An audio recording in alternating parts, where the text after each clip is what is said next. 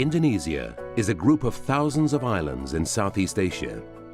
Two of the largest islands in this archipelago are Java and Sumatra. Separating them is a busy waterway known as the Sunda Strait. Today, only a remnant can be seen of the 1883 volcano. Volcanologists have pieced together Krakatau's eruptive history. In 416 AD, an ancient Krakatau destroyed itself in a massive explosion. Over the next 1,200 years, regular minor eruptions rebuilt the volcano. These small eruptions helped release the pressure created by the enormous geological forces beneath the island. But over time, a plug of thick, viscous magma formed in Krakatau's throat, preventing the gases and magma from escaping to the surface. The eruption ceased, and by 1883, Krakatau was a time bomb, waiting to explode.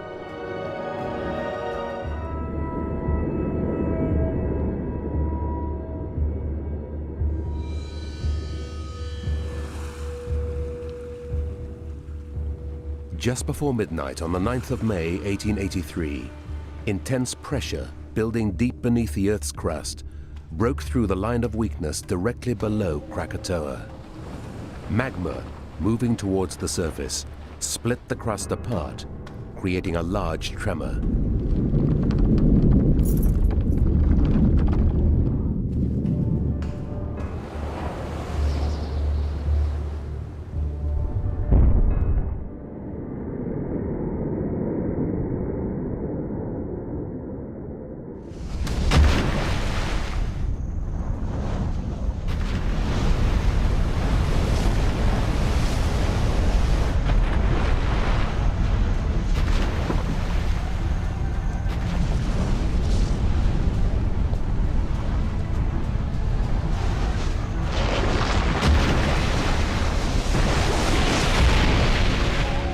Days after the tremor at the lighthouse, in the early morning of the 20th of May, the tranquil island of Krakatau burst into life. Intense pressure building beneath the most northern crater was finally released.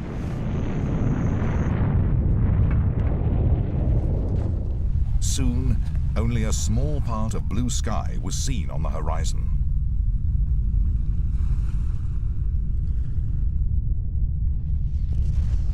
This initial eruption, however, was only the prelude to a far greater explosion yet to come. Krakatau had finally woken from its slumber.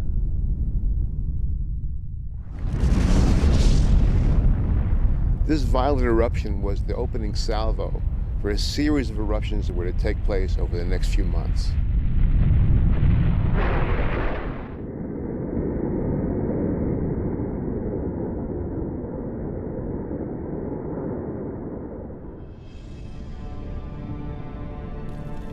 By the 27th of May, 1883, the large eruptions on Krakatau had abated.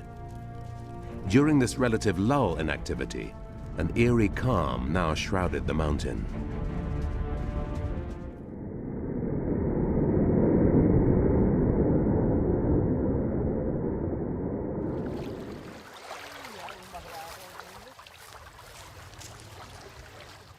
Along the coastlines of West Java and southern Sumatra, the morning of Sunday, the 26th of August, 1883, was as any other.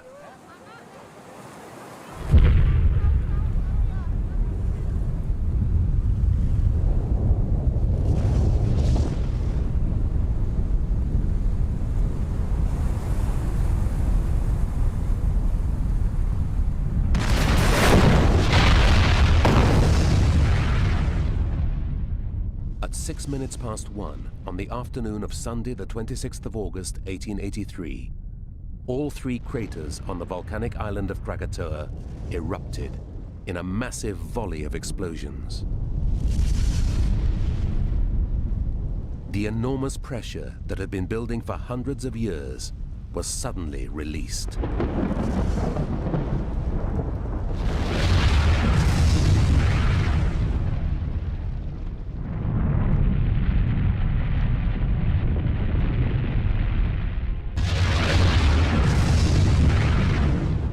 ship closest to Krakatau that afternoon, just 12 miles away, was the Governor General Ludon. Keep her away from the coast! We mustn't be drawn inland. Hot, sticky volcanic ash fell from the dark clouds, smothering the ship. At 5:30 the following morning, the first of 4 truly cataclysmic explosions occurred on Krakatau. The volcano erupted, literally ripping itself apart in an explosion equivalent to the power of 1,000 atomic bombs.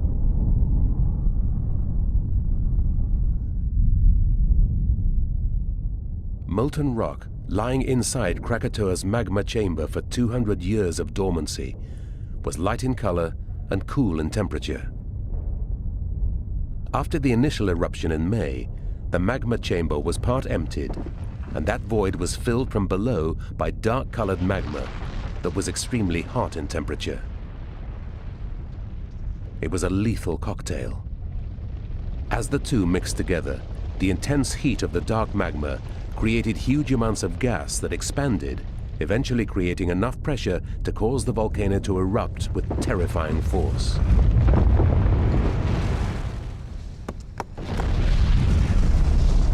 This mixing of 2 magmas beneath Krakatau was the direct cause of the massive explosions. But when combined with the volcano's unique position in the Sunda Strait, these explosions generated a series of giant tsunami. Some would be the largest waves ever witnessed.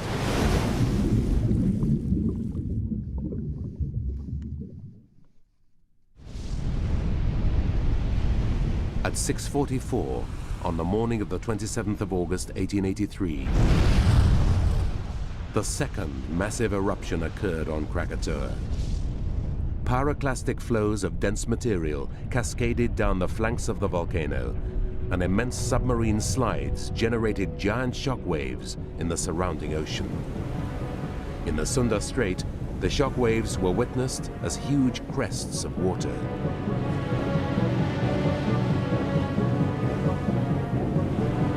Dear God. Turn her into the wave now! As fast as you can!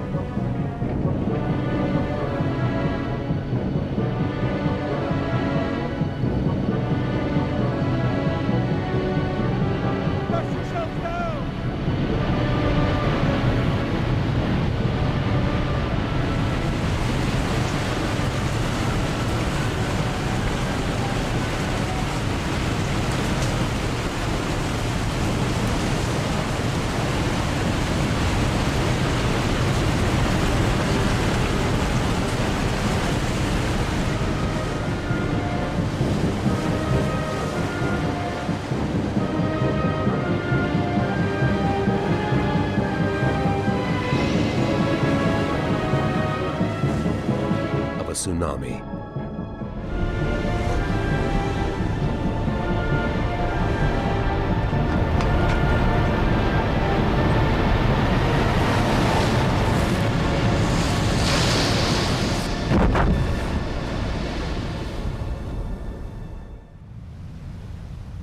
The 4th Point tsunami stripped the sand from the beaches and destroyed everything in its path. It seemed like the end of the world. But worse was yet to come. At 10:02 on the morning of the 27th of August, 1883, Krakatau exploded once more, this time with such extreme intensity that it was heard over 1/12 of the Earth's surface. The sound of the detonation was carried 2,000 miles south to Perth, Australia, and 3,000 miles west to Rodriguez Island in the Indian Ocean. It remains the longest distance traveled by any airborne sound in recorded history.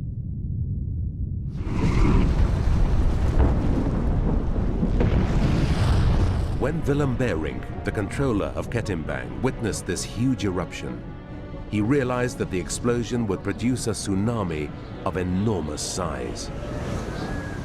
The tsunami generated by Krakatau would travel across the Sunda Strait at approximately 60 miles per hour, taking just 20 minutes to travel the 23 miles to Ketimbang.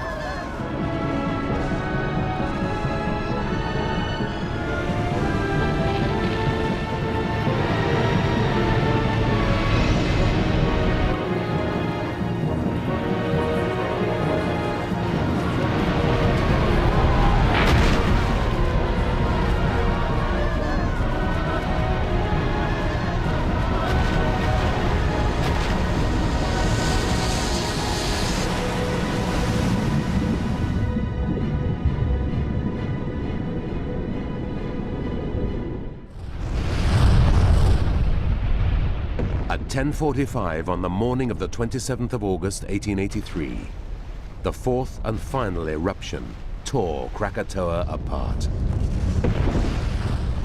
When the ash and smoke cleared, the shell of the volcano had collapsed beneath the surface of the water into the empty magma chamber. All that was left was a remnant of the volcano known as Krakatau and the existing islands of Valaten and Lang.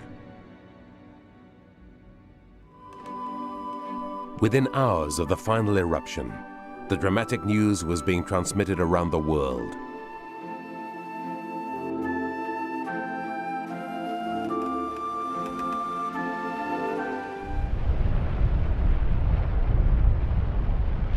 But it wasn't just Indonesia that was changed by Krakatau.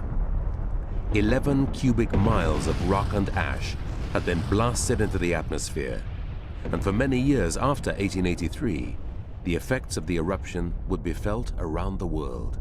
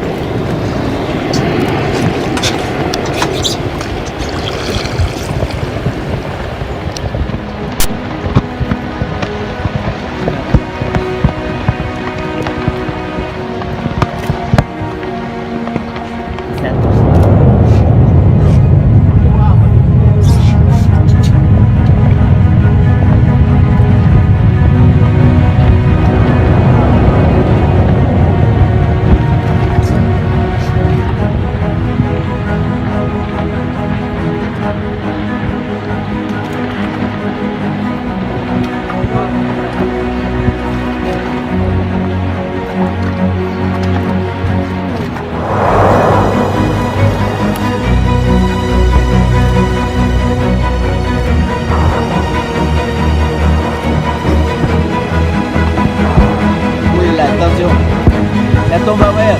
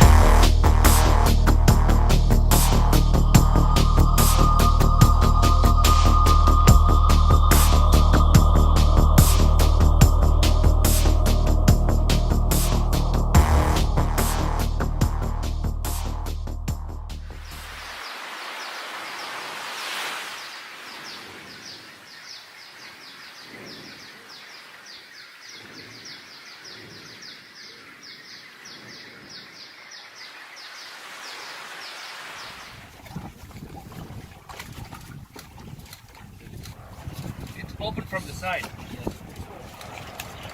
Wow.